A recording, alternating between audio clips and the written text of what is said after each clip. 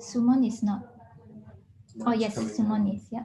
Hi, Sumon. Nicole's in here twice. I'm just going to figure out which one. Hey, Sumon, looking good. Thank you. All right, can I please have the chairs? Joy Chan, Bikram.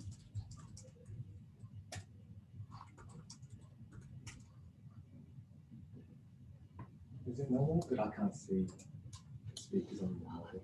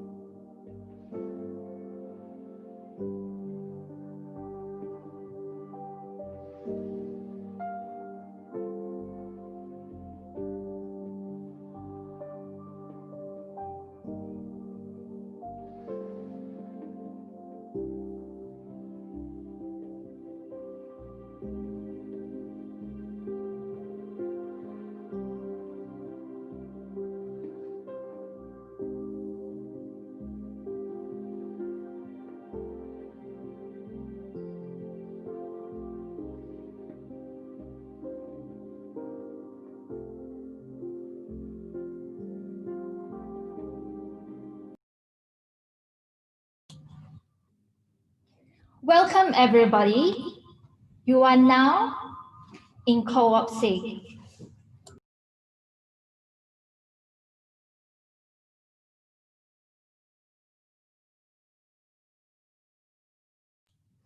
I will be your MC today.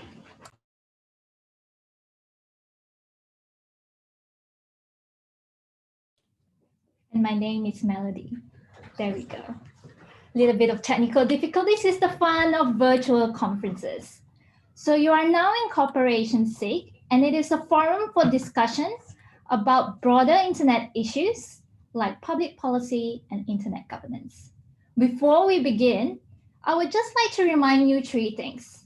Number one, be mindful of code of conduct, which is published on the APNIC 50 website, and also the link is just dropped in the chat box. If you have any questions or comments during the presentations, I would like to ask you to write them in the Q&A section of the Zoom, and the moderator will read them out for you. Use the Zoom chat box if you have any conference-related questions or any questions not related to presentations. More help is also available on the APNIC 50 website. In addition, if you're feeling confident today, how about sharing a photo of you joining us from home or your office on Twitter or Facebook using the hashtag APNIC50. That is all from me. Now it is my pleasure to introduce the chair and co-chair for Corporation SIG.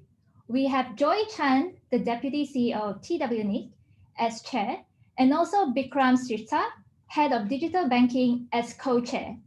Joy will introduce our speakers for this session, and I will hand it over to you, Joy. Okay, everyone, welcome to our session. I'm going to be representing this Cooperation SIG to welcome all of you. And the co-chair as well, Bikram, we had a wonderful couple of few conferences in the past. So this Cooperation SIG, as our MC Melody has indicated, that it is a forum for discussion about the broader internet issues, the public policy, the internet governance, and the many other issues we like to talk and discuss and work with each other in this Cooperation SIG. So in the past few conferences that we have actually come a long way. We talked about internet jurisdiction a few times before, and we talk about cybersecurity. As you all know, that internet is not being bound by the territory. So many of the interesting issues we have been discussed and to work with each other has been really being a fun experience. And then we moved into the cyber norms because there's no law and the regulation as far as for the internet in the greater sense. And now that it is very, very wonderful opportunity that we are going to be talking about the Lawful Intercept. And this is a very interesting topic. I think that many of you are very interested to learn more about it. It involves with the public sector as well as the private sectors. So as I said, this special interest group is really set up as a forum for the development, the clarification for the APNIC community. So I'm going to be introducing my 5 wonderful speakers, the panelists, to you. And because we are running on the virtual mode, so I'm going to be introduce them very briefly, and you will be able to really find out their bios on the website closely. First, I'd like to thank Sean, who's going to be our first speaker, Sean Allock. And it's wonderful to really learn from him on the Africa 2020 in Melbourne. That he really, from there, he actually helped us a lot to outline this session for the Lawful Intercept. This is going to be a very complicated issue, as we all know. So Sean's going to try to give us the brief introduction and help us understand why it's so complicated, why the operator who can use the TCP dump, but there's a lot of different complication with it. And then I'm going to be having Nicole Chen, who is from Taiwan. She is the former chairwoman of the National Communication Commission. She's also the attorney at law. So she's going to be offering perspective from her point and from the Taiwan point, the relationship between the LEA and the ISP. And then we're also going to have Mark. Mark's from Australia Federal Police Agency. I think this is very, very interesting. And I'm very grateful for you to be able to join our session. And Mark, he's going to be offering from the LEA perspective. He actually had 5 years in the Lawful Intercept work. So I think he's coming with a lot of experience, and he's a really technical guy. He actually, from what I learned, that he self-taught coding, become a assistant software developer, as well as the sys administrator. Now he's really working with the ISP, the law, the LEAs on the Lawful Intercept. I think we're going to learn so much from him as well. Jeff, coming from Australia, he's the CEO of Synologic, and I think his experience, he has done Lawful Intercept deployment, not just for the Australia, but also for Japan, obviously because of his work.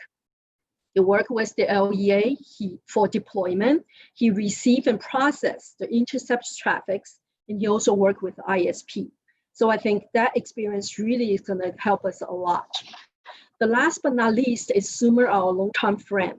Sumer is coming from the ISP perspective.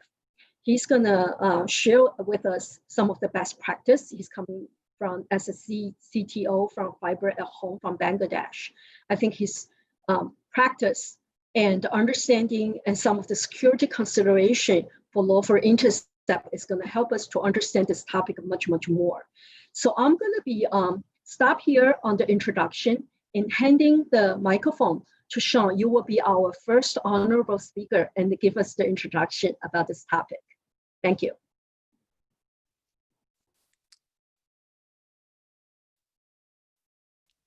Thank you very much, Joy. Hopefully everyone can hear me. I've got my slides up. Hopefully you can see that. So yes, my name's Shane Alcock. I work at the University of Waikato in New Zealand, and over the past sort of 3 or so years, I've been actively working on a project to assist smaller or less wealthy ISPs with their lawful intercept needs. And so, yeah, my role here today, at least, is to try and summarize the rather complex topic of lawful intercept in the space of about 5 minutes. So let's see how we go. So what is lawful intercept?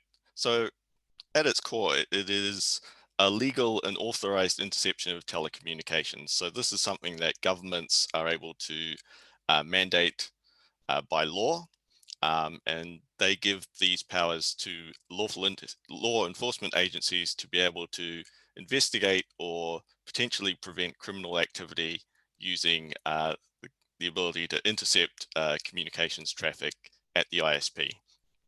So these law enforcement agencies can vary quite a bit. You can have just the conventional police, but these powers also graduate up to intelligence services, national security agencies, and people like that.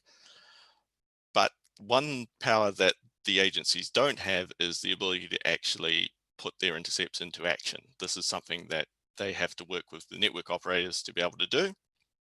And the operators are the ones who, since they forward the packets, they have access to them, and therefore they are the people who end up actioning the lawful intercept. So lawful intercepts, when we're talking about this, we're talking about something that's targeted at a very specific user. So either a suspect or someone who is of interest to an LEA. An intercept can only take place if it's supported by a lawfully issued warrant that's come through the judicial system. One thing that is very common to lawful intercepts is that if you as an operator fail to comply, either due to technical incapabilities or you just decide that you don't want to, then you can expect to suffer some very severe penalties, which will be written into the law.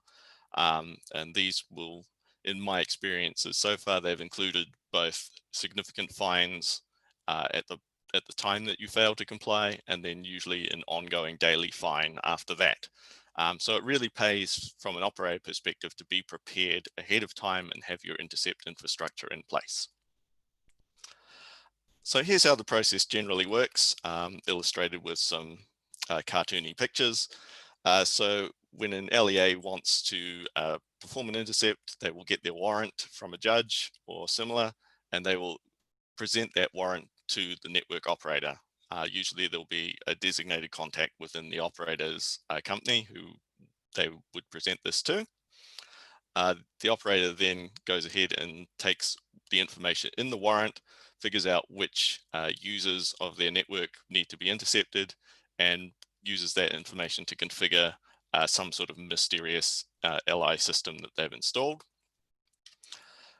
The LI system takes as its input a number of things. So there'll be obviously the IP traffic of the users that are being intercepted, but also to perform a complete intercept, they'll also need some sort of the session tracking messages that take place within the network.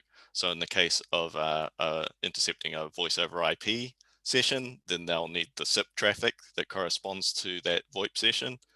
And also in the case of IP data intercepts, then they will need access to the AAA protocols that the customer used to authenticate onto the network.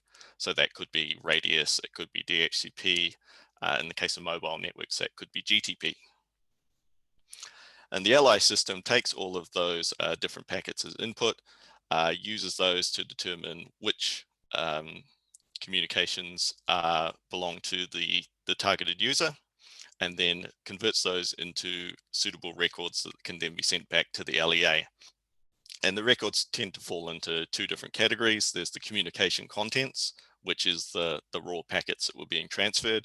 And then there are what's called intercept related information, or IRIs, which is essentially metadata about the sessions that were used and established for that communication.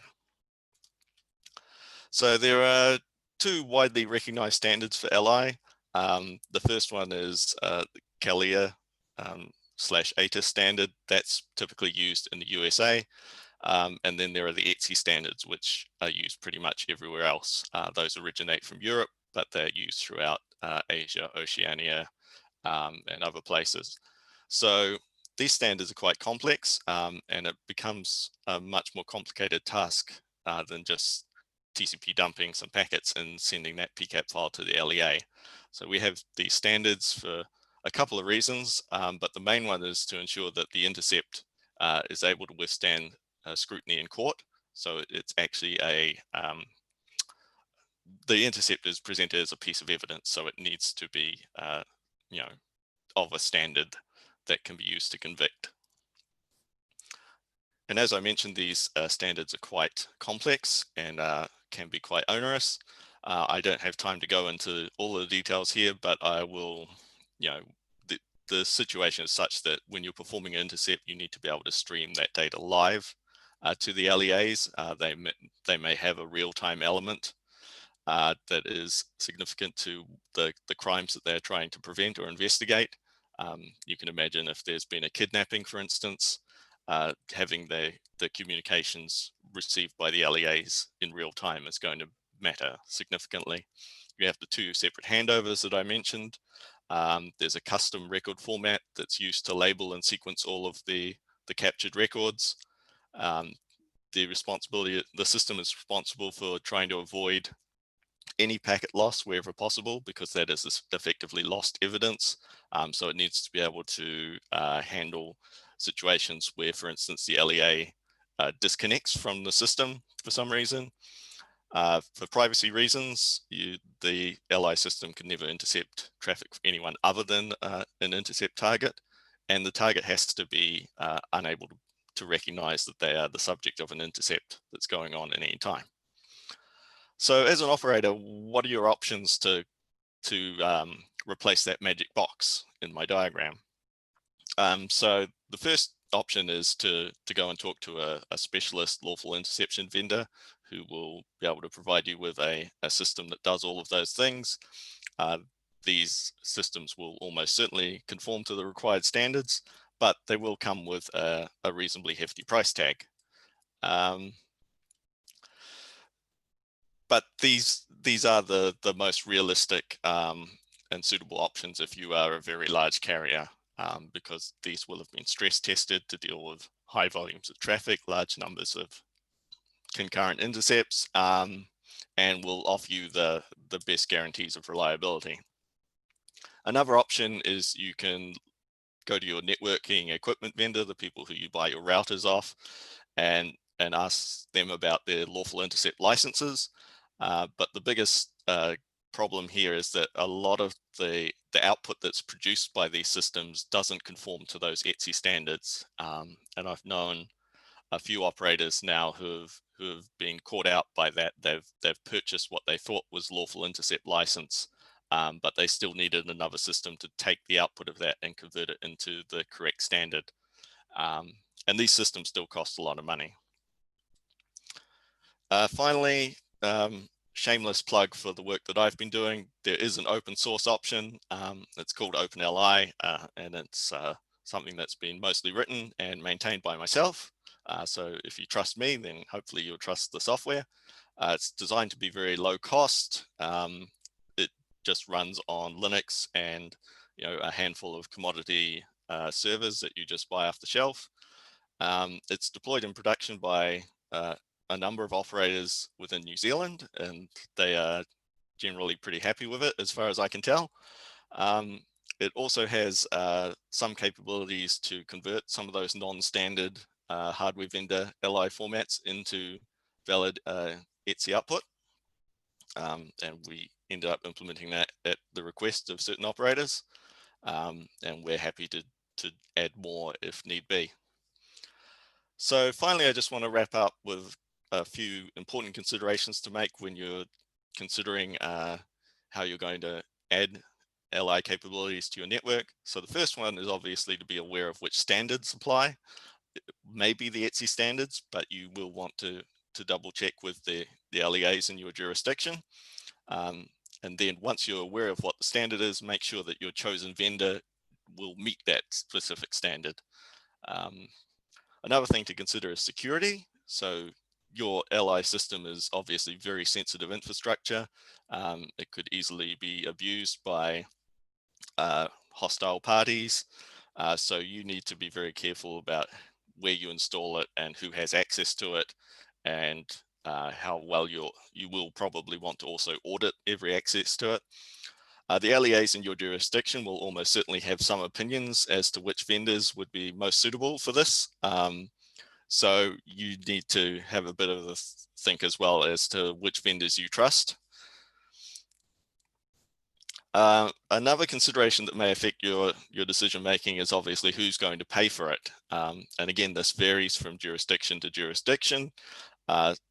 In some cases, the government or the LEAs may be convinced to pay for your LI infrastructure, but at the same time, this may take a lot of the choice out of your hands as to what vendors you use and where the equipment ends up being located and who controls it. But more likely, because it's more politically acceptable, you as an operator will end up footing the bill. Once you've got a system in place, you need to have a plan for testing that system and validating that it actually works. You will need to coordinate with your LEAs to confirm that your system works. There are very few options out there in terms of doing any independent testing. So you will need to work with the LEAs, and you'll probably also want to come up with a method of monitoring that system regularly in case some network change causes it to be disrupted, because you don't want to be caught out when the agencies come knocking. And lastly, you need a plan for how you're going to maintain and support your LI system. Are the people that you're purchasing your system from, are they around to adapt to new technologies, keep up with the changes in the standards? And in terms of dealing with that you are going to need to think about, what are the costs of that going to be, making sure that you budget for that. And again, that may depend on who's paying. Even if you manage to convince the government to pay for your original equipment, it may again be another battle to convince them to pay for the upkeep. So that's about all I've got to say for now. So yeah, I'll pass it on to back to Joy, perhaps.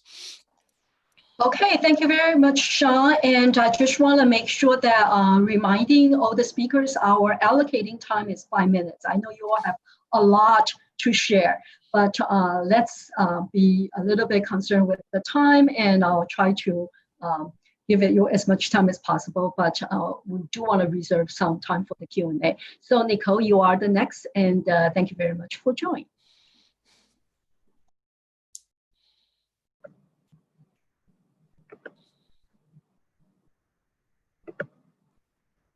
Yes, I think, Nicole, you are on. Okay, great. Hi. Hi, everyone. This is Nicole. I'm the former chairperson of National Communications Commission. Excuse me? Yeah. Okay, this is Nicole. I'm the former chairperson of National Communications Commission of Taiwan, and right now the practicing lawyer and the vice chairperson of Digital Transformation Association. Today, I'm going to use 5 minutes, according to the host, 5 minutes to introduce the cybercrime and cyber policing in the internet from legal point of view to explain a complex issues combined with technology and legal. Okay. Cybercrime statistics. We can see statistics of cybercrime. Among the cases, 51% are hacking someone's computer. 43% are those access, delete, or alter someone's computer data. The source comes from CIB Taiwan, Criminal Investigation Bureau. Then the disinformation statistics. According to the Ministry of Justice Investigation Bureau, Taiwan, notice disinformation cases are more than 10,000. Around 3,000 cases have been reported. 598 cases have been under investigation. 93 cases have been transferred to the prosecutor's office and prosecuted, and almost none cases established. So we can see the calculated result. So let's move to when we face the situation, we need to know the abuse domain name operational mechanism. So we can see this slide. Pre-registration, the LEA gave the order, then we can make the block registration. But post-registration, we need a more due process. We can see the LEA and the maybe a court order or injunction. They make the order, then the domain name will under the suspension. So we can see the cases. Illegal website handling process. For example, the Taiwan domestic IP address. So the TWCert CC, right now the function is run by TWNIC. When TWCert CC got the court order or injunction or executive order, then the TWCert CC need to report to the NISEC. Then the NISEC will inform the NCC ISEC, the regulator.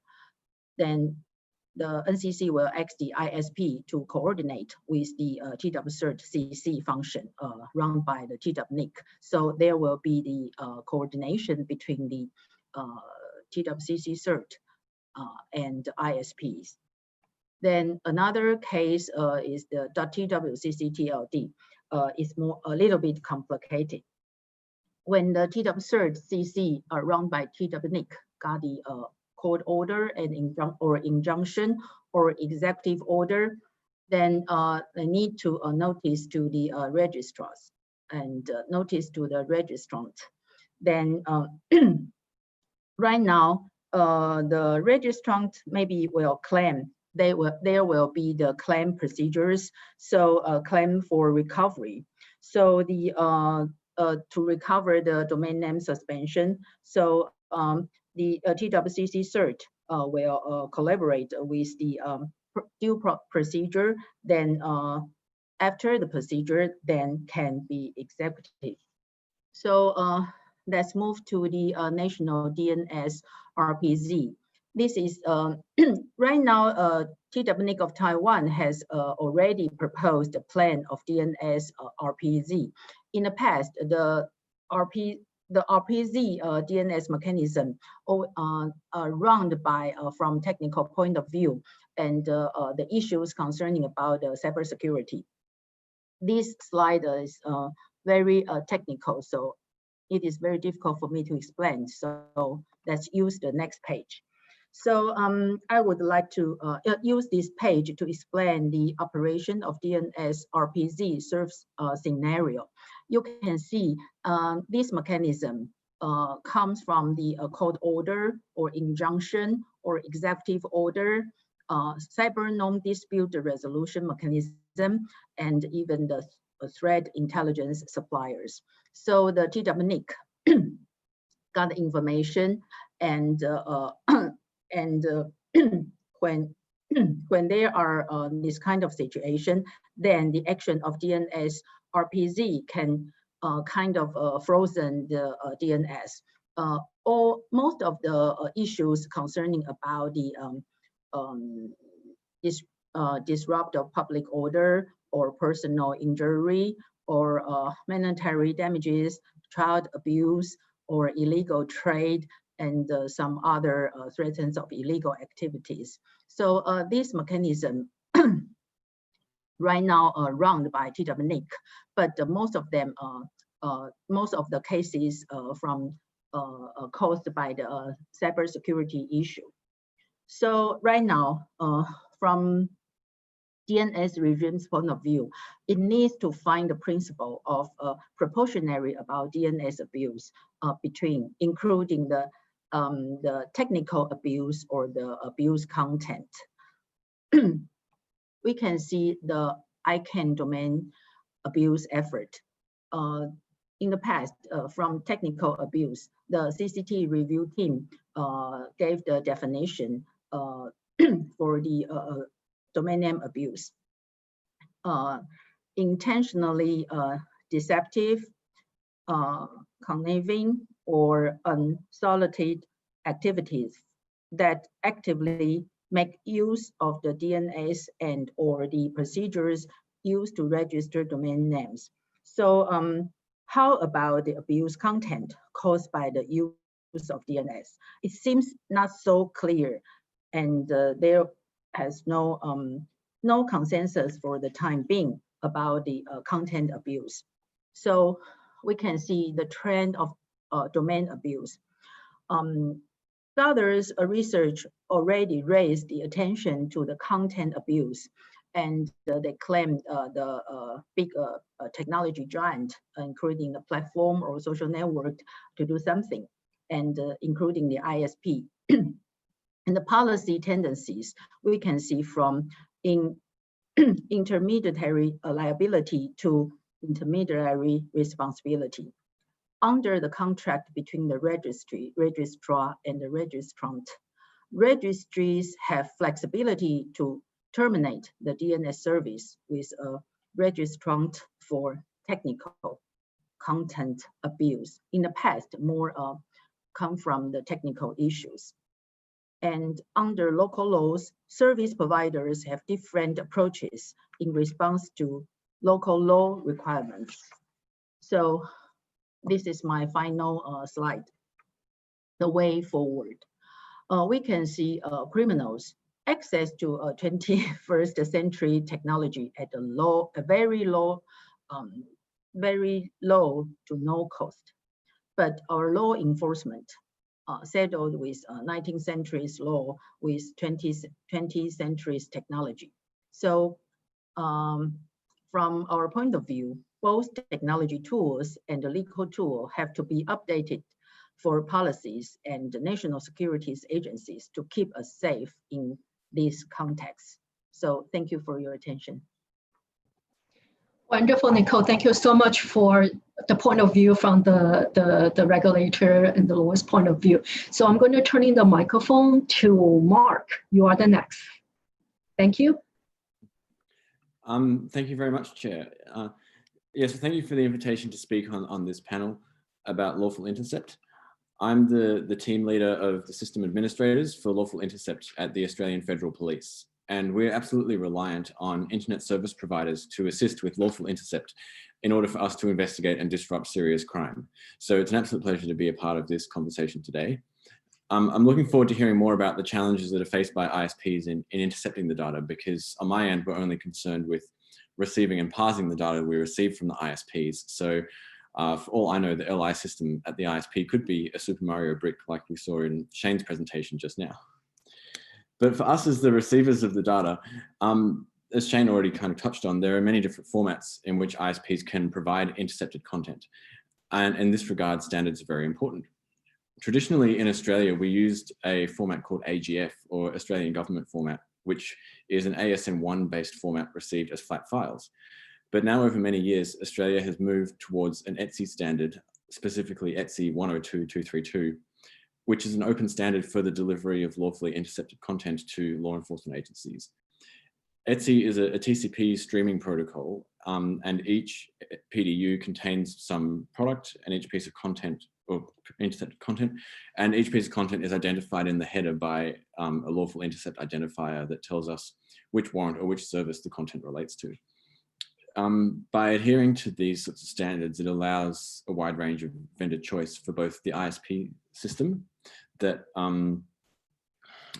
it does the interception of the data, and also allows vendor choice for the law enforcement agencies in terms of how we will receive and interpret the data. Once we receive the data, we then have to make sense of it. So in the case of IP packets, we group them into what we call a session and then try to reconstruct the web page or other communication from the raw packets. The most important things for us from ISPs is, firstly, is adherence to standards. We do see some quite interesting malformed standards in terms of the product we receive, more so in the telephony space than in the IP space. But when that does happen, we need to get our vendor to push out a hotfix that can interpret this, I guess, kind of strange standard we're receiving from a particular carrier. As Shane mentioned, it's not just as simple as sending a PCAP. We ideally want to receive it in this ETSI format that has the headers that can identify what the content is. Having said that, there is one ISP in Australia who does just send us PCAPs and puts the warrant number in the file name, and that's really not our ideal way of receiving stuff. We also need the ISPs to ensure that the data is targeted and falls within the warrant, as there can be significant implications for both agencies and law enforcement where this is done wrongly, although fortunately it's extremely rare, and the vast majority of intercepted content is from the services that are supposed to be. ETSI standards can also be open to interpretation, particularly in relation to optional fields. And so it's best to work with the agencies in your jurisdiction to interpret those standards and how those optional fields should be implemented. And finally, because Lawful Intercept product can be required as evidence in court, it needs to be complete, accurate, and reliable. Incomplete data undermines its evidential integrity and may render it being excluded. Another thing that could assist us from ISPs is more positive assurance that packets are from a particular service, because what we often see is we'll receive it with the Lawful Intercept identifier, which is a human-entered field, and then we receive just the packets. If it contained additional headers that might say, for example, which service it was intercepted from, and if those are added in a machine way rather than a human way, that would provide more positive assurance that the correct service has been intercepted. These are just some of the challenges we have in working with ISPs, but our relationships with ISPs and telecommunications carriers here in Australia are very good. All the major providers have a well-supported lawful intercept capability. And as I said, thank you for the opportunity to be here with a wide range of network operators, and I'm quite happy to take questions from the other panelists and the audience. Thank you very much, Mark. I think that it's never easy, even though that with all the good relationship with everyone, but it's really a cooperation. It's a big effort. We can understand that. So thank you very much for the sharing. And I'm sure that your real experience is going to really help a lot of the people for more questions. Now, our next speaker is Jeff. I'm not sure if Jeff is ready due to some perhaps technical difficulty with his laptop. If I don't hear from Jeff a positive answer, I will ask Suma, are you ready to be our next speaker? Okay, let's switch it to Suma, and we're looking forward for Jeff to return. Thank you. Thanks, Joy. You introduced me told me that I'm from the internet industry, and it's true, and I'm working for the as a technical person in the ISP industry for more than almost 25 years, I should say. So, and regarding LI, I think Shen has given a wonderful description on how it should be done, but unfortunately, it's not happening in that way in everywhere. And if I start from a bit of history, that first we started receiving this kind of request probably long back in 2002, 3, 4, mostly after the 111 in USA. Laws has been changed and government has legal right to intercept internet content. And since then, as an operator, we are receiving this kind of request from different agencies of the government, and we are trying to support them. But as I'm from Bangladesh, I can give some examples that from where actually we seriously moved into LI regime. That in 2009, the amendment of cybersecurity policy, and it was mandated that all internet gateway must have LI capabilities. And we all forced to buy boxes from the vendor. And that time internet was not that big. So a 10 gig capacity box was sufficient enough for most of the operators. And then it worked nicely for 2-3 months, actually, that we handled the request from the government, and it worked. But within 3-4 months, the traffic increases dramatically, and 10 gig box is not enough. So it's 20 gig, 30 gig, 40 gig. And now actually most of the gateways have more than 100 gig capacity. So we were in dilemma that buying a box is actually most costlier than buying the routers or switches for the services. So it was a big challenge for the ISPs and service providers in Bangladesh. So that time, what we did actually, that a small hack that mostly you're getting requests for content filtering, URI blocking, and URL blocking, not the true DPI, like intercepting a targeted data is not that much visible in Bangladesh. It is there, but not that very frequent.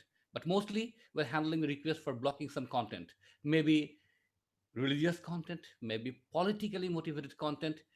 Sometimes the sexually explicit content we need to block from our gateway. That was a responsibility.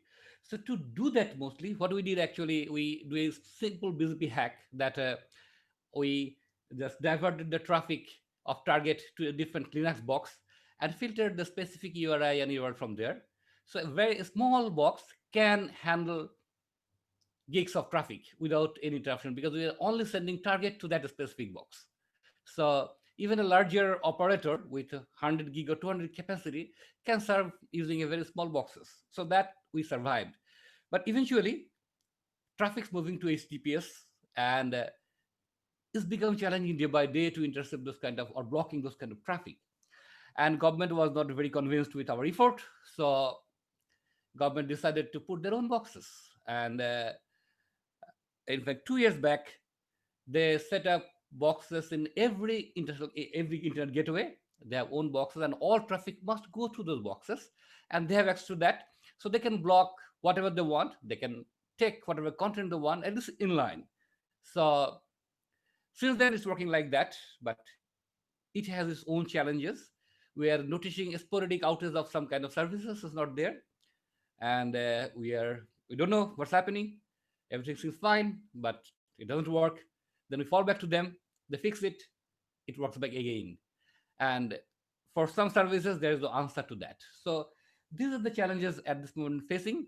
And the newest challenge is that even they build few terabit capacity, aggregating all the internet gateways, but eventually it's also now with the shortage of capacity. So they're again planning to increase, I don't know when, but some traffic again bypassing that gateway, I presume. So there is a situation at this moment. So that's how actually we are handling this in our country. And this actually brings some new questions that we need to figure out. That one is that ensuring seamless services. So how transparently government should behave here, that whether they block something or whether they filter something, if something confidential, individual targeted, case specific, that is fine. But blocking a generic content, still there is no transparency. There is a big challenge we are facing. And another question probably coming up in future, that the privacy of the users, human rights violation is happening or not, that kind of questions is coming up in internet arena. And we probably should be discussing this in near future. Thank you very much from my side.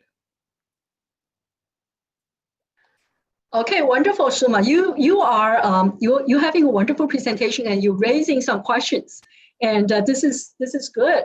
That there's a lot of the issues, I think, that from this, I don't think that I have seen any questions from the community, our audience. Please do feel free if you have any questions you'd like to ask to any one of our speakers, or a question to all of the speakers, that do use the Q&A icons to write down your questions. And before we having, if there's no, before we having Jeff come back, I think that he's going to try to connect with us as soon as possible, so we can hear from him. But before that, I have a question that when we are looking at all the technology going on, 5G obviously is one of the hot topics all around the globe. So what is the impact when we are working with the Lawful Intercept? You know, what are the impact with that on the 5G? Is it going to be easier, harder, more difficulty? What's your thoughts? You know, anything that you can share with us? I would like to give this question to Mark and Sean. Perhaps you have some thoughts on that, and please share with us on your view. Mark, you want to go first? If you, okay. Okay, sure, I'll go first. Well, I think I would anticipate some of the issues we'll have with 5G will be similar to when we rolled out 4G, where from a law enforcement agency perspective, prior to rolling out technologies like voice over LTE, we received telephony intercepts in a very, I guess you'd say, old-fashioned way, which is simply that the telco dialed an ISDN line to deliver the audio and then delivered the metadata via FTP. Once we moved to 4G and we had voice over LTE and other technologies like that, the telcos started to deliver essentially the raw SIP headers, the raw RTP streams. It could be in a variety of different audio codecs. Formatted in a variety of different ways in terms of the SIP headers and so on. And there was lots of catch up we had to play on our end in terms of getting our vendor to be able to decode the different telephony that we were seeing come in, and different carriers were using a variety of different approaches. We also have started to see the introduction of new technologies like SMS over IP and RCS, which have also resulted in, I guess, receiving intercepted data in a wide range of different formats, often formats that don't adhere to the standards, and different carriers doing different things. And we're playing a constant game of catch up to be able to correctly decode what we're receiving. So I would anticipate, especially in the telephony space, that we might see similar challenges with 5G. Sean, you want to shed some light on that? Yeah, the problem is very much the same for people like myself who are implementing it on the networking side. 5G is going to bring new protocols, session management protocols that we will need to write code to be able to parse, to identify sessions and generate the relevant metadata from. The other thing that's going to change with 5G, obviously, is the data volumes are just going to get higher. So that means that we need to be able to scale.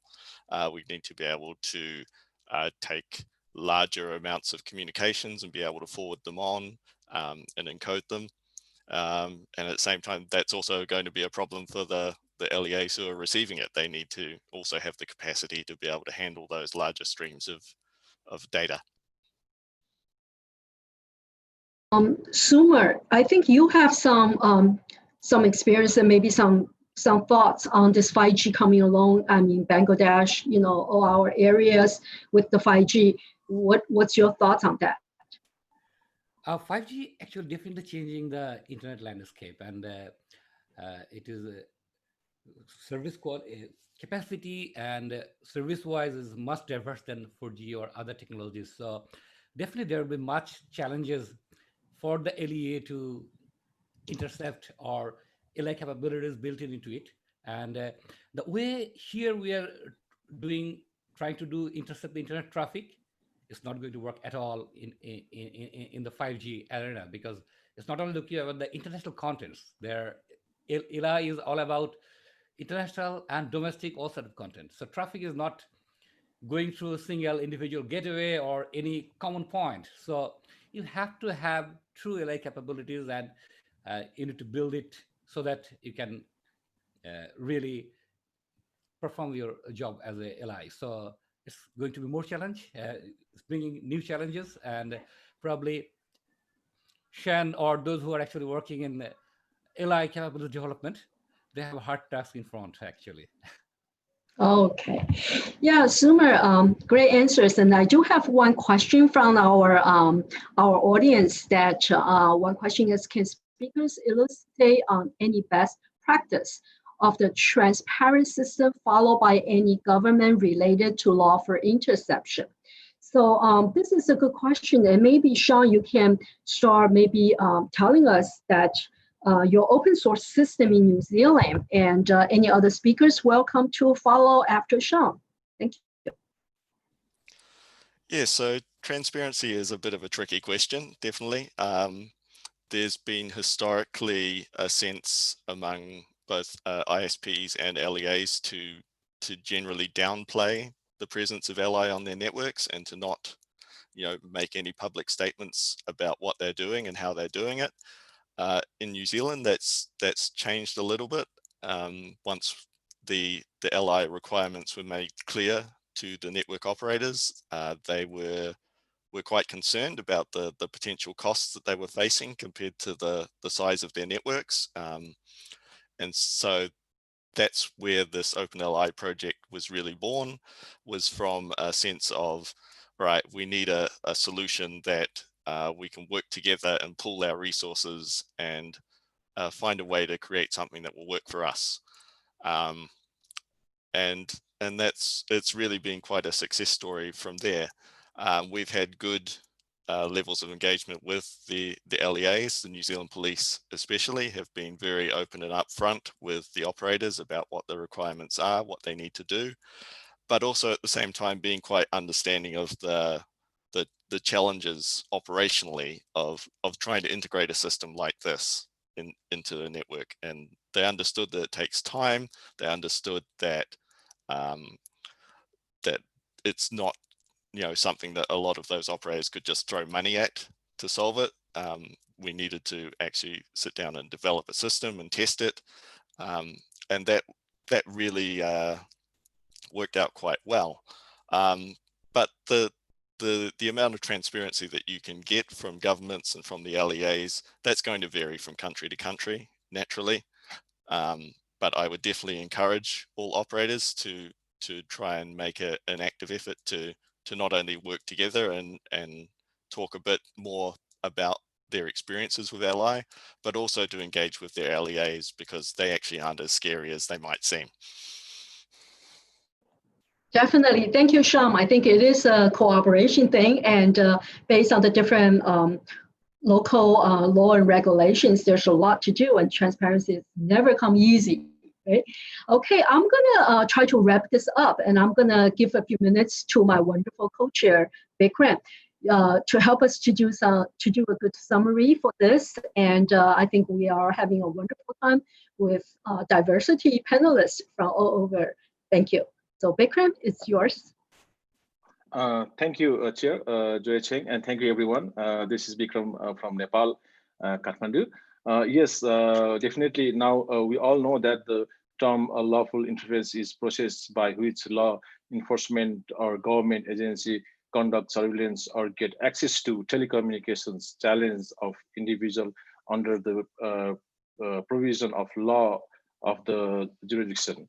Interception is technical issues as well as challenges, as Suman has shared, that is the challenges in technical aspect also.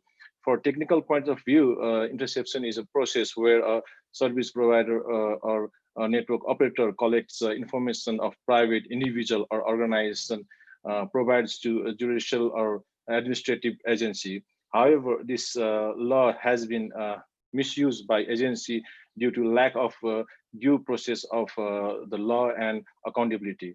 The regulatory mandates for lawful intercepts have evolved over the years, but owing to international cooperation, far-reaching standardization has been achieved.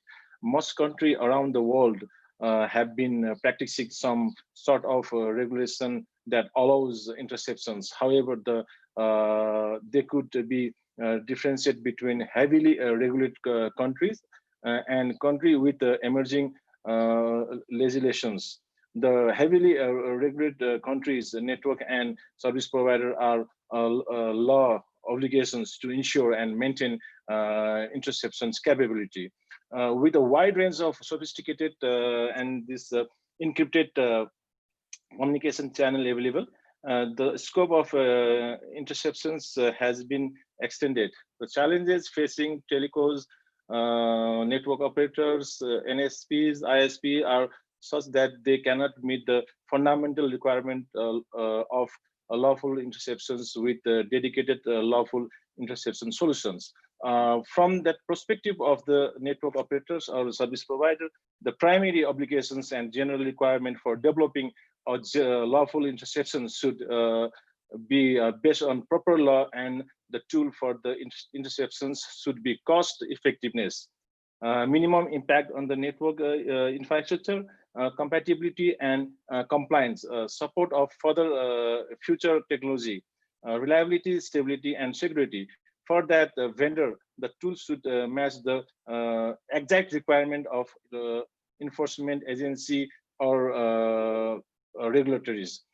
As by the terms itself, lawful interceptions should protect the right of the solution as well. Of fair and just law shall ensure the right of the subject and protects that networks providers from necessary disputes. There are specific requirements for the proposed use of this interceptions evidence recommended by the law and judgment of the court. There are many effective lawful interception solutions, and the best way to introduce best practice in partner with a solution vendor with good experience of design and implementation lawful interception solution. So a good solution vendor should intercept with as many network elements as possible and support all standards. Operators and providers should consider the long-term implications of the investment, as they will need regular update and upgrade and support and much capable to the future requirements. Okay, thank you. Okay, great, Bikram. You always do a wonderful summary. So now I have just a very, very few minutes left. And I understand Jeff is back, and I'm so happy to have you. So I'm going to give you a question, and perhaps you can use your slide to kind of like run through real quickly under 2 minutes. The question is, what's the best practice for putting LIM system inline or passive monitoring? And I understand you have a slide deck. Please feel free to either share or just answer the question. 2 minutes, please. Thank you. Well, I would have to say it's probably in line, but I'm not quite sure I fully understand the terminology. If you want me to fly through these slides, I can real quick. Okay, let's do it. 2 minutes. Thank you, Jeff.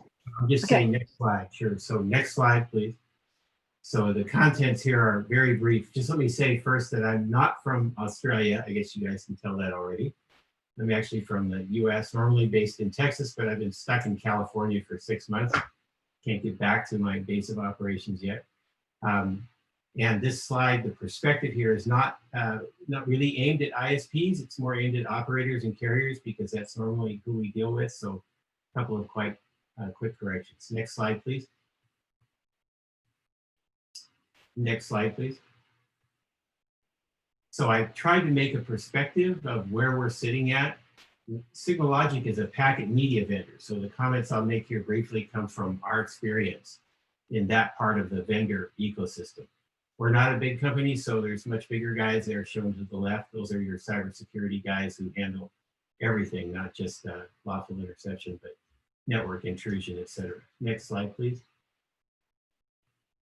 So again, our perspective is over here on the right. We're a software vendor. This is the standard Etsy diagram, but I've mapped it to show software and where that sits. You guys can look at that later. Next slide, please. Yeah, so law enforcement agencies, let me just tell you, anything wrong with your audio quality, they'll either boot you out or they won't leave you alone. So we have a saying at SignalLogic, no sound left behind. You have to do everything possible as a vendor to repair packets, recover gaps, deal with crazy send rates. We've seen LEAs use metronomes, duck quacks, whale sounds. I mean, I'm not kidding, the things they will use to make sure your audio quality is good. Next slide, please. They also expect great capacity. This slide is too detailed to cover. Let me just say that they're very rigorous about it. They give you X amount of cores and you have to meet the specs. Next slide, please. So we use things like HTOP and we scrutinize. We like to say that there is no such thing as hyperthreading, even though Intel wants you to believe otherwise. Next slide, please. Of course, they're very worried about reliability, so we have stress tests constantly running in our lab. Sometimes these guys have really long calls. They expect the system to be up for days at a time, so stress test is a huge deal. Next slide, please. And user-defined signal processing. That's becoming more and more a requirement. People have specific things they want to do, and now with speech recognition, these needs are increasing. Next slide, please. So some of our challenges, we face challenges with stream alignment. That's extremely hard. Multiple endpoints at different latencies, but somehow we have to reconstruct the timing and make sure that the law enforcement agency hears all endpoints in the conversation exactly in the same sequence and timing as it originally occurred. And we see some crazy things, like I said, these packet rates, and especially the Etsy standard. All those standards are good. Shane made a good reference to that earlier, but they do present challenges for the LI vendor because the audio is inside an encapsulated format, and those rates can be very different. Next slide, please. Hey, Jeff. Jeff, I'm sorry, I'm going to have to interrupt you right here. I understand you coming with a lot of the preparation for the wonderful slide, and I want to remind and tell everyone that all the slides will be up in our website. And I'm sorry, I have to cut it off, Jeff, for you now, but I'm sure that all the attendees plus the other people who are watching or offline, they can view all the slides from our APNIC website. I want to stop here and give my wonderful appreciation to all of our speakers, Sean, Mark, Vikram, Suma, Nicole. You guys did wonderful with this, and I want to give my deepest sincere thank you, appreciation for your participation in our session. So Melody, I think you have a few things to say, and I also remember to remind all of you to participate in our social space a few hours later, right? Melody, you probably can tell us more about it. Thank you. Hands off to you. Thank you, Joy. And thank you as well, Jeff. So I understand how frustrating technical difficulties can be. But while I share a little bit more about what's coming up next, I'd just like to let everyone know that there is a poll running right now. So if you could rate on how you felt the session went, that would be great. And for any questions you might have for Jeff, because he wasn't able to finish in time, we have his slides in the chat box, so you can definitely drop him a question if you have one at conference@apnic.net if you would like to ask him a question, or any of our speakers and towards our co-chairs and chairs as well. So we will now have a 15-minute break before NIRSIG and the second technical session. In the meantime, while we're waiting, how about joining our social space to network and also socialize with participants and speakers? The link is on today's APNIC 50 website schedule. I hope to see you there, and if not, there's still day 2 for APNIC 50. Thank you. Thank you all. Thank you. Bye-bye. Thank you all. Bye. Thank you.